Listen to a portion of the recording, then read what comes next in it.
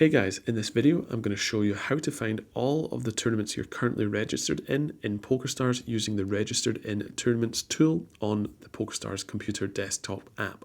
So go over to the Tools section and then go down to My Games and Tickets.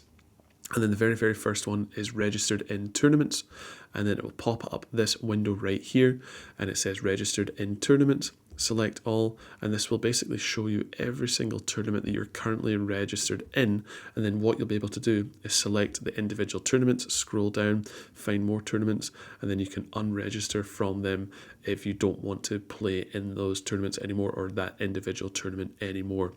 Also, what you can do to bring up this tool very easily, on Mac it's Command and R, press that and that will show you all of the Registered in Tournaments window. On Windows it'll be Control and R, press that and it will come up.